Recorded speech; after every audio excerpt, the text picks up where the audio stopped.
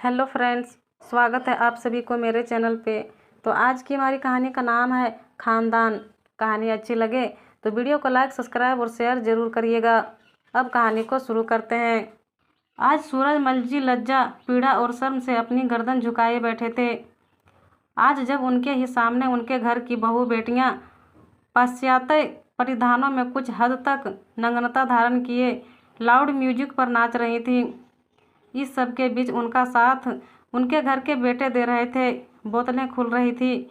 नए होटल के इनॉग्रेशन का माहौल था। सभी जश्न मना रहे थे, पर सूरजमल जी इस जश्न में अपने घर की इज्जत तार तार होते देख रहे थे। शराब के नशे में आज उनकी पीढ़ी पतन की ओर जा रही थी और वो हाथ पर हाथ धरे वो ठीक उसी तरह बैठे थे जिस तरह द्रौपदी का चीरहरण हो रहा था और उस सभा में सब मौन और विवश थे। बस अंतर इतना ही था, वहाँ लड़ाई धर्म और अधर्म में थी, पर आज उनके सामने उनका एक भी बच्चा धर्म के मार्ग पर नहीं था।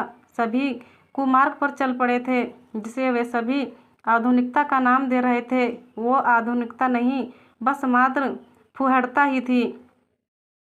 यहाँ उनकी व्यवस्था अपने ही बच्चों की जिद से थी। आज उनके घर के बेटे अपने बच्चे के साथ बैठकर शराब पीने में अपने आप को एडवांस समझते। जिस खानदान का नाम कभी उसके संस्कार के लिए जाना जाता था, आज उसी खानदान का नाम जिल्लत से लिया जाने लगा था। सामने तो कोई कुछ ना कहता, पर सभी पीठ पीछे बातें जरूर बनाते। कहते, ऊंचे खानदान वालों का ये रूप भी देख लो। जिस सूरजमल को बहुत गुमान और गर्व था अपने खानदान पर, आज कहाँ गए वो संस्कार, विचार और व्यवहार। सूरजमल जी अपने छोटे भाई के साथ होटल के मुहूर्त में आने वाले मेहमानों का अपनी झूठी और फीकी मुस्कान से स्वागत कर रहे थे, पर उन दोनों के ही दिलों में कहीं गहरी जख्म लगे थे। कभी उनका खानदान गौशाला बनवाने, प्याऊ लगवाने, भूखों के लिए भंडारा करने के लिए जाना जाता था। तब उनके घर में धर्म कर्म के साथ अर्थ आनी पैसा आता था। आज सिर्फ पैसा ही है। धर्म और कर्म उनके घर से विलग हो चुके थे। शायद अर्थ भी उस घर में अपनी आखिरी सांसें ले रहा है, क्योंकि जिस घर में धर्म कर्म के साथ श्री लक्ष्मी आती है वहीं बरकत होती है, और श्री लक्ष्मी के साथ ही सुख शांति समृद्धि आती है। धर्म कर्म के नष्ट होते ही श्री लक्ष्मी भी दबे पांव जाने लगती है, जिसके साथ घर की सुख शांति समृद्धि सब समाप्त होने लगते हैं।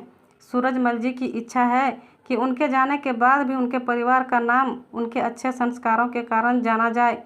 वे यह सब कुछ अपने बच्चों को समझाना चाहते थे, लेकिन कोई भी इस बात को समझने के लिए तैयार ना था। सभी एक दूसरे की होड़ में घर की इज्जत और शालीनता छोड़कर एक से एक कृत्य कर रहे थे।